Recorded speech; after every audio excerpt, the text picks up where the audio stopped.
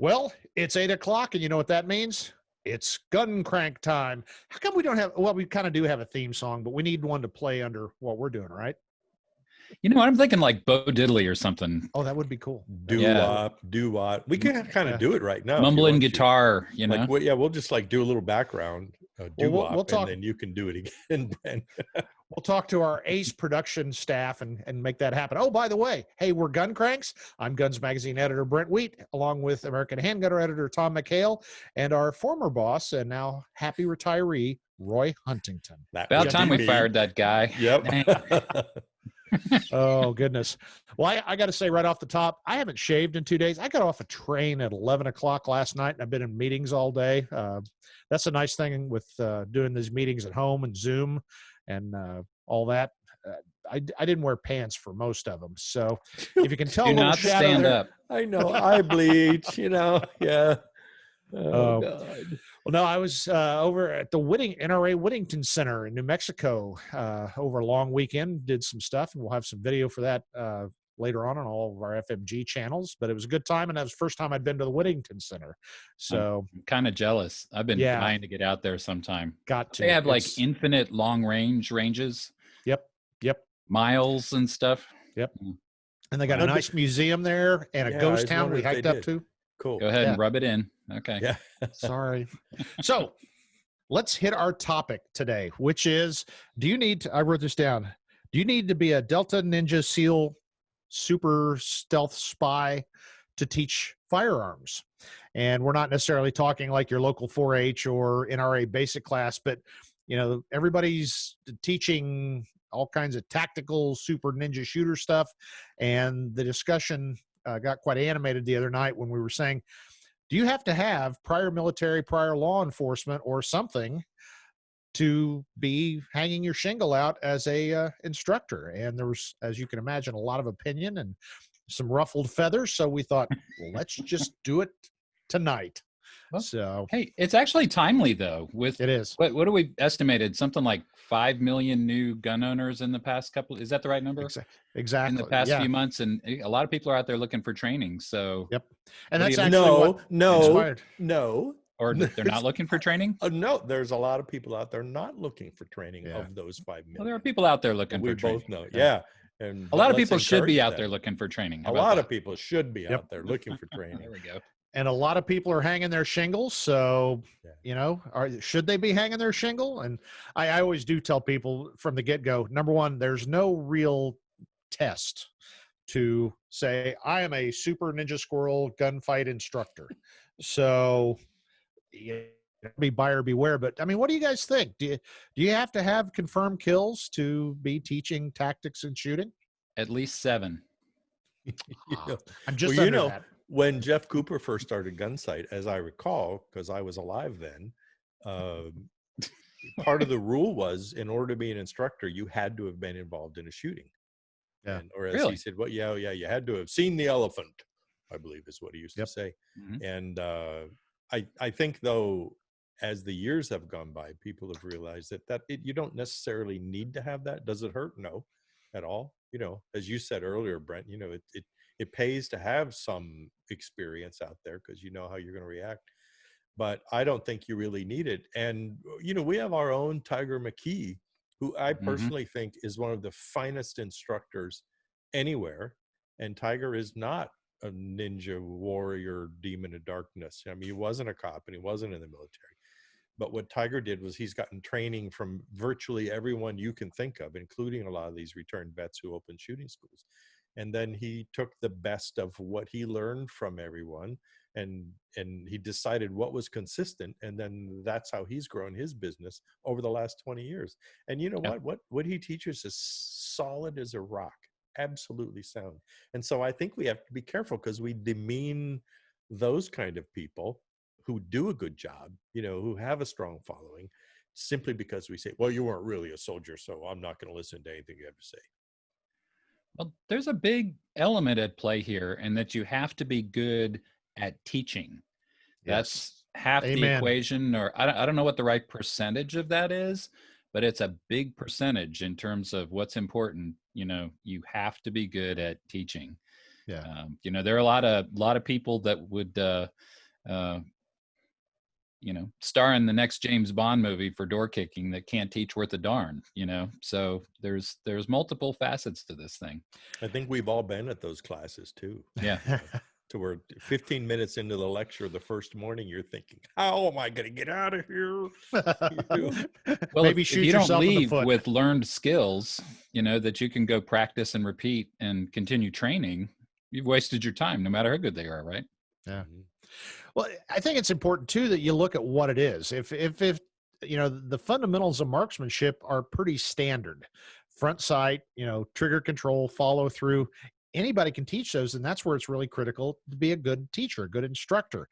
When you're starting to get into some of the more esoteric stuff, and that's what really has grated on me at times, when a guy is saying, room entry this and and I do this, and it's like, but I know your background and you've probably never done a room entry. So to me, that's almost false advertising. If you can instruct people on things you personally haven't done a bunch, and that's where it gets into that differentiation. I mean, Tom, you've focused on the front sight and pressed the trigger and followed through countless times, but you haven't tracked armed convicts through the desert in Rhodesia or whatever. So why would you Not teach, in a 3 or man 4 track? years at least. Exactly. And, but there's unfortunately sometimes people hang out their shingle and they try to be all inclusive. And that's where you start getting into some of those problems and giving a bad name to instructors. Mm-hmm. Well, I've been to some people who I would say are arguably not as experienced as many instructors I've been with, but there was something that had a certain charisma about them, which made learning what they did know entertaining and interesting and engaging. And so, like you say, if there's a one-day class and it's on fundamentals and it's taught by somebody who can actually talk and is engaging and it makes you feel welcome there and doesn't demean you and scream at you. I've seen instructors challenge students to fights. It's like, really, boys, I had one do that. He challenged everybody to a gunfight. Yeah. It's like, no lie. Yeah. Oh, wow. I've seen it. I know. I've seen it. I know. And explained how he would win because, he wouldn't flinch when the bullets were flying at him. He would take his time and aim and just be cool and take you out. This was our concealed carry instructor. Yeah. Oh, Lord. Really? Yeah. With a bunch of old ladies on the firing line waiting with 22 pistols, To shed some additional light on that, he also told the class how hollow point bullets work. Because when they come out of the barrel, they expand into whirling fan blades of death. And they fly through the air as whirling fan blades of death. This big. You better write that down because I did. I've written many articles about that experience. So was it overconfidence or simple mental illness on his part? I think he had too many burritos or something. I don't know. Well, I was at one class one time and it was taught by a guy who's actually still a writer, not for us, but he's a writer, a medically retired police officer.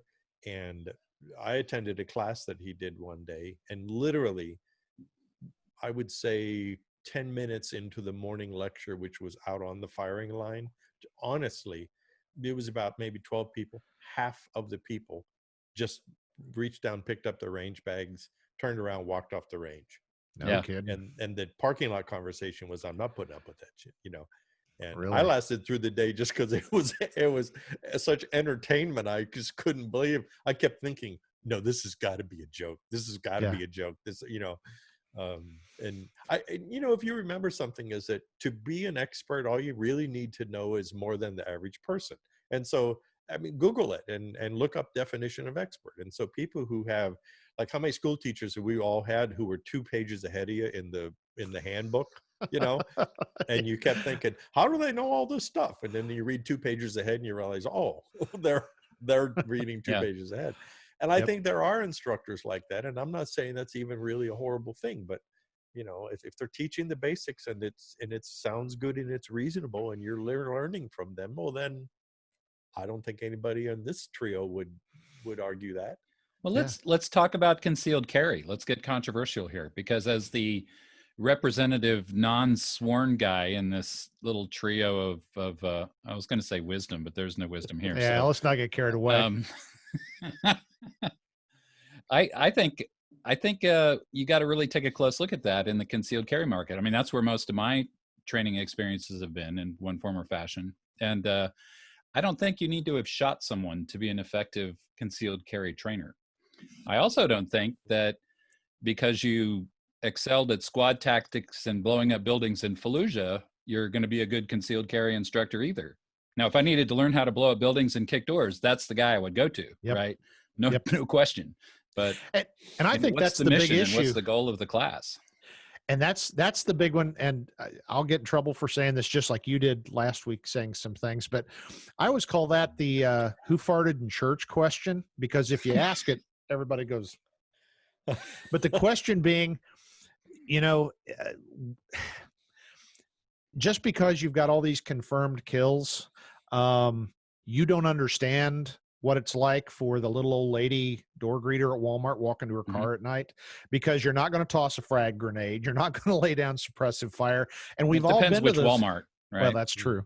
I mean, but no, I mean, we've all been to those classes where, the guy's standing up there flexing and talking about this and kicking this and that. And it's like, if I do what you're telling me, I will be convicted criminally and go to prison, And I think that's the big thing that everybody needs to be watching out for is, again, it's great that they've got qualifications. And like you said, if I wanted to learn door kicking and, throwing frags, that'd be the guy.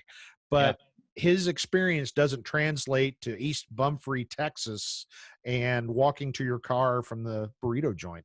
Right. Brent, I think you will agree with me on this, is that when I was on the police department, one of the challenges that we had were people who were coming out of the military who were either MPs or combat veterans, of some kind, because they came into the job thinking that, oh, well, I already know all about this because I've been in the Army.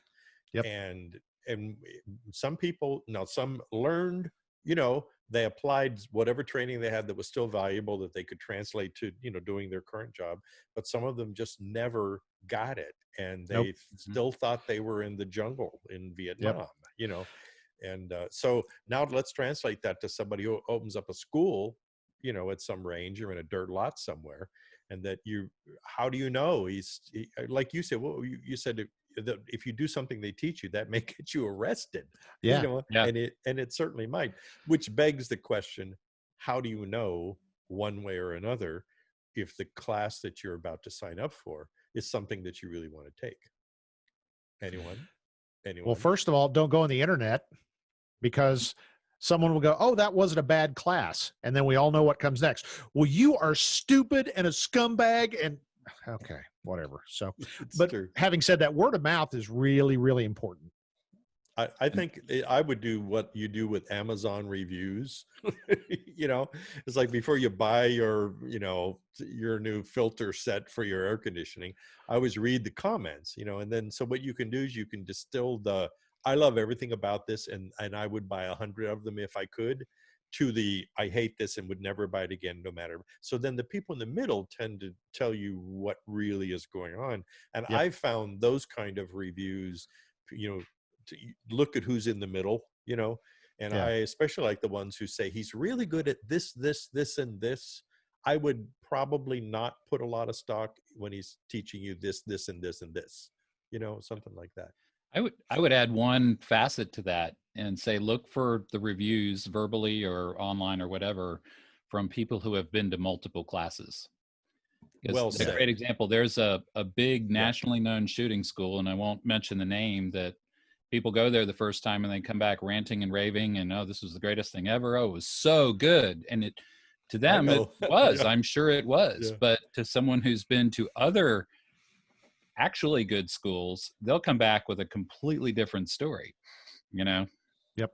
That's so you gotta have some perspective there.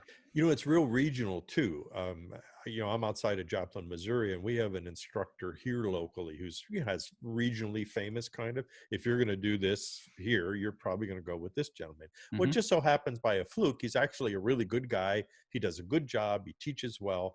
But I've certainly talked to people who the first time they ever took a class, and you bump into them at the Brandon's gun store or something, and you're right. They're such rabid fans. It's the only place ever you should ever go, no matter what, you know, and you try to tell them, well, no, actually you should try some other schools. But this brings up a good point though, because we have a school like that regionally too. I took an advanced carry class years and years ago, and it was, having been to dozens of things since then, it was really good. So I think it's an important point to bring up, that you don't have to go to those 1, 2, or 3 top national schools that have year-long waiting lists. You know, do it if you can, by all means. They're great, but there's some really good training out there within an hour's drive if you look. You know, I wanted to hit on Roy's point. I always call it cult of personality, because typically you see it in that first time student, but that's what you got to be aware of. There's certain names in our industry, and we're going to stay away from that side of it. But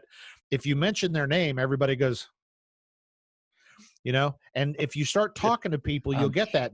Roy is on the call. I know. I'm here. I can hear you. He's right. He's right there. But we all know who we're talking about, and you know, but they have their fanboys that, being intentionally vague. We brought an instructor in one time, and my friend said it was like the Grateful Dead show had hit town. They were doing their tasty veggie burritos and camping out, and it was like, we worship you, almighty shooting God. And frankly, I think the guy's nuts, but his fanboys love him. So it goes back to your buyer beware and looking kind of that middle ground of what people are saying. Yeah. Well, it goes to say the importance of a humble instructor too. You know, but that's really important. I think you're exactly right. Because, you know, it's always means more when somebody else tells you, gee, you're really good at what you do, rather than you saying, I'm really good at what I do. You know, watch, and I'll show you how much better I am than you are. You know, I always used to joke. We stepped on each other. I always used to joke when some, no, zip. What was that? Mike Myers, Dr. Evil, Austin Powers. Yes. Zip it. Anyway, no, when somebody names a technique after themselves, if anybody tells you the Brent Wheat double back spring hand attack door kick maneuver, run away fast. And you know what I found? Instructors who use all of that terminology tend to also be a bit onerous, at least in my opinion.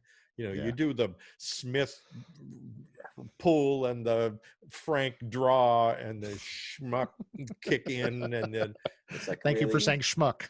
It's like, why don't you just not use?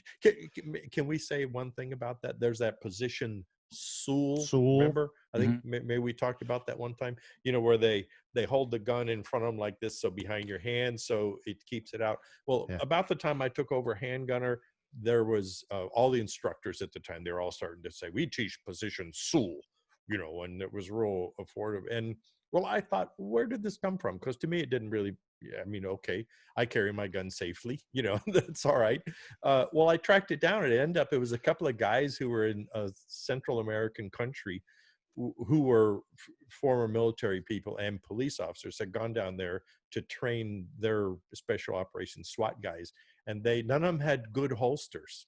None of these guys that were training. And so they invented this position. So Soul would be like south. Are you kidding me? Oh no, this is absolutely that's true. where it came from. Yeah. Yes. And so you can learn something new every day. I just learned something new today. Thank you, guys. So they taught them to you put your hand in front of your chest, put the gun on your hand, so it forces the muzzle away. Because what they were doing was, when they would roll up on a scene, they'd all fall out of this van that they had, and they would shoot themselves in the foot, and guns would go off. And it was, you know, because these weren't really organized guys, and they didn't have real good equipment.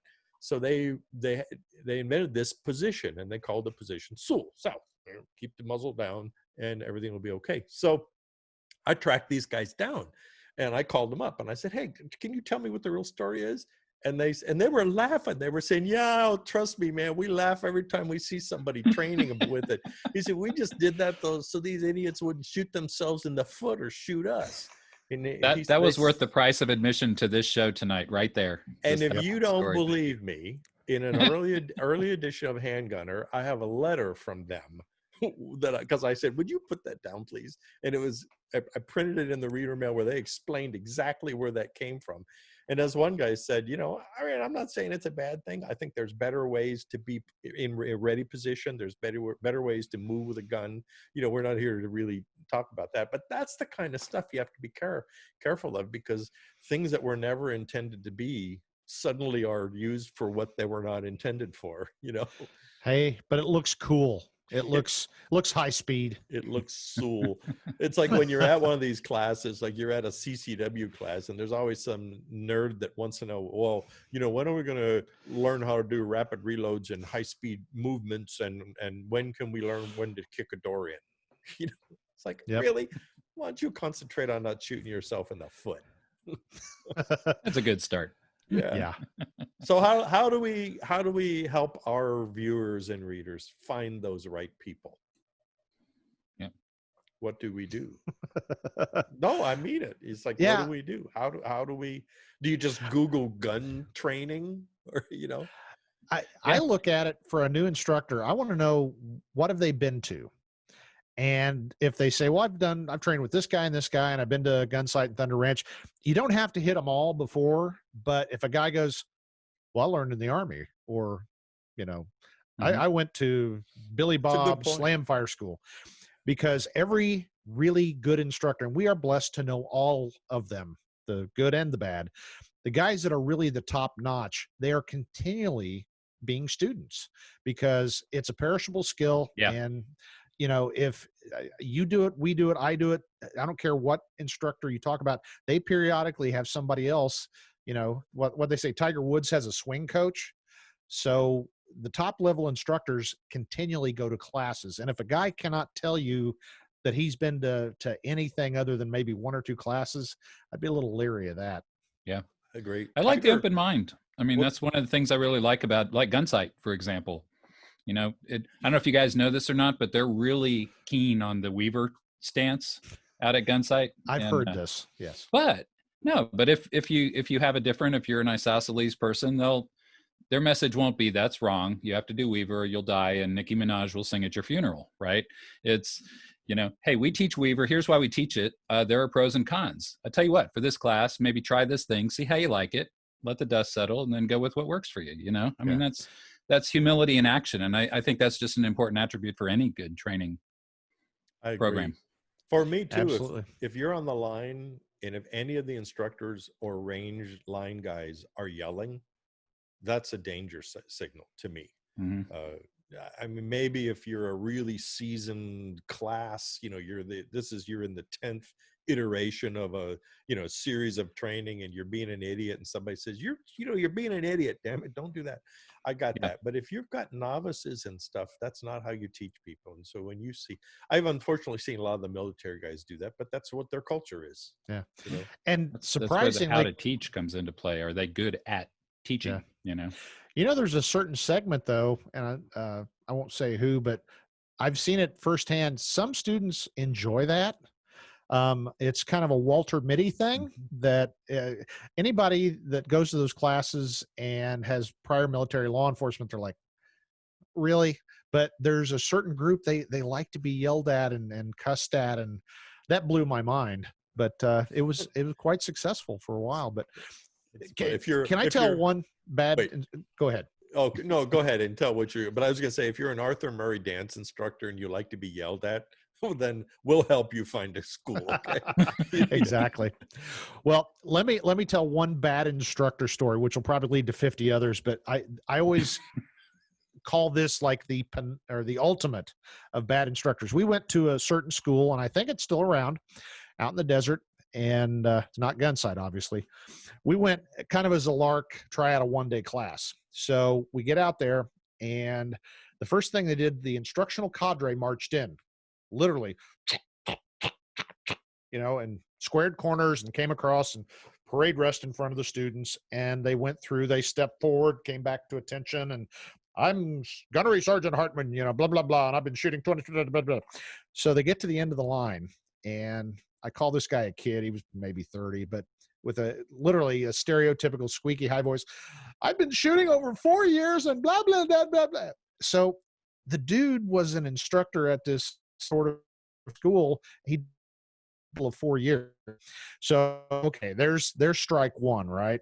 So they shot against the students, which I think is poor form. Any instructor should be able to demonstrate a skill on demand anytime, but you don't go mano a mano with the students. Right. That's just a sign of dominance or insecurity or whatever. Well, what they did was they had pneumatic turners. So these guys, we were using long guns, carbines. These guys were carrying race rigs. So, basically a holster that's not there and all this. So they had shoot off against the students, and we were watching and we were kind of standing back. And with the pneumatic turners, as soon as you hear the solenoid start to release the air, there's a little second of a gap. Well, the students were doing what they told, wait till the target faces and you come up. Well, these guys were starting their presentation the second you heard a psst. So we knew what to do then. So we get up there and all three of us beat them. And then it was, well, that was a good drill. Way to represent FMG, man. Well, it was before FMG, but one of the guys actually walked over. Exactly. Walked over. Well, you guys have done this before. I actually, one of the only times I ever got to be cool in my entire shooting career, I said, no, I'd never picked up a gun before I got here today. So did you buy a condo or not? Huh? That was part of the presentation. So it was awful. It was just, the facility was fantastic, but their folks were either crazy or inexperienced, and it was really to demean the students. And fortunately, we had enough experience. We didn't let that happen, but it was kind of fun. Hey, can we go back to something Roy brought up a minute ago? Because I think we veered off track. And you asked the question of how do you find good instructors in good schools, like locally or anywhere? And I think true to form, went off target, but that's okay. I didn't want to leave that one hanging. I think one way is the gun counter. Your local gun store counter. That's a place, because step one is to assemble all the names. What are all the options out there? Step two is to figure out which ones are good, and right for what you want to learn.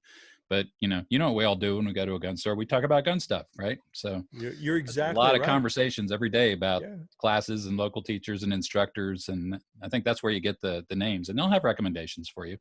And the range, when I spoke at a local gun club one time here, and boy, I was surprised at the amount of knowledge there was, amongst these 75 or 100 shooters, from old time, 80-year-old bullseye shooters who talked to me about shooting in the late 30s, to the most modern equipped 3-gun guy, and so you're right. That's a bit like the gun store, is seek out the gun club, seek out the gun store. And remember, because the best advice is the advice of a trusted friend, and shooters being shooters with rare exceptions, I don't think most of the people would steer you wrong on purpose. You know? And if somebody says, you know what, I mean, I don't really recommend, I went there, I was a little bit disappointed, you might have a different experience, but at least that helps to set the stage for you. Yep. Yeah. And, something we didn't hit on, but, Tom always makes his famous statement that we're so binary in shooting that, it's either good or it's bad. There's nothing in between. But that's the thing. You really need to attend a lot of instruction, both as a tune-up for your skills to get them back up to speed, but just to find different ways of doing it. Even if the only thing you learn is I'll never do it that way, but that's what makes you a well-rounded shooter, regardless whether it's hunting, self-defense, competition. You have to have that wide variety of experiences to be able, use the proverbial tool in the toolbox. But it's really true. You got to put a bunch of tools there so that you can pull it out in that one situation and succeed better. So I think it's critical. Don't get all wrapped around the axle. I'm going to go to gunsight, and then I'll be a gunfighter from hell. Well, you'll be very skilled after that. But even Ken, the guy that runs it, says, now go to Thunder Ranch or go to whomever you choose to go to and keep doing it. Repeat ad nauseum. Well, Tiger has a book he wrote called The Book of Two Guns. And if you go to his website, which I can't, Shoot Right Academy, I think, but go to his website, and it's really interesting. It's hand printed. He has this beautiful, clear printing, and he illustrates it himself too. And what he did was, through hundreds of classes that he took what he felt was most important that he learned, and then he sort of condensed all of this And he's told me, and it's certainly been my experience, you guys too, I've gone to 2 or 3 day schools and really only come away maybe with 1 or 2 things that I thought, well, that was really interesting. I never thought of doing it that way before. And then if you apply it to yourself and you adopt it, then you realize that that was really useful, even if all the other stuff you ignored or you already knew all the other stuff. And so I think after those half dozen classes under your belt, now you're going because you just want to polish the edge. You know, you're there to just, you know, let's keep honing that edge, smarter, better, faster, you know, but certainly be grounded in the basics first. To be a DeltaNinjaSEAL Super Squirrel Tier 1 Deluxe operator with gold leaf clusters. Well, you know, let me quote, and I hope I don't misquote him, but Clint says this, and he's so true. And it was one of those grounding moments for me. Was someone had asked him, when are we going to do the Ninja SEAL, you know, rundown and all this kind of stuff, and he said, well, just remember, advanced tactics are just the basics applied, you know. And it just really struck home to me. And it's like, if you don't have that grounding in the basics, who we're talking about here, I think, excuse me, then you can't apply anything to the advanced, because you don't have the basics yet. And so if you're one of those 5 million new gun owners, you know, what'd you say, Tom? Go to the local gun store and ask, where can I get training? It might be right there. Yeah. Where can I become a mall ninja? Paul Blart, mall. Yeah. Well, first you need a mission-specific grimace. Well, guys, I think we've wrapped this thing up, kicked the dead equine all we can. So any deep, relevant parting thoughts from the assembled crew? I think just do it. You know, I'm going to say, I echo that for sure. I would say make sure your instructor's in the same lane as you, you know, like, you know, if I want to learn about concealed carry, I'm going to track down a guy like Mas. You know, he spent more time in courtrooms and dealing with concealed carry cases than probably anyone, you know. So exactly, that's where I go, you know. So find the instructor that's understands the area that you need to learn. So. And then keep doing it. Keep going to classes, keep training, buy more bullets, go shooting, and keep reading guns and American Handgunner magazines. There you go. That's the most important. Yeah. That was almost like a professional wrap up, wasn't it? He slipped that right in there. Yeah. Oh, well, hey, it's we've been talking for a while, so we're going to wrap this thing up. It's been wonderful. And please let us know what you want to hear, what you want to talk about. We get a lot of reader mail, and some of it is pretty entertaining. Some of it we could even mention, and a lot of it we can't. So anyway, check us out. That you can reach us at editor@Guns Magazine or editor@AmericanHandgunner.com. And we'll even pass it along to Roy, because we get a lot of mail addressed to Roy, so we still send it to him. But check us out. Make sure that you do the like, the save, the subscribe, the share us with all your friends. And as I said last week, put together a small religious shrine worshiping our magazines. We would really appreciate that. So anyway, I'm tired.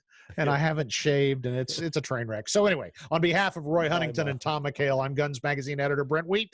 Thanks for joining us for the Gun Cranks.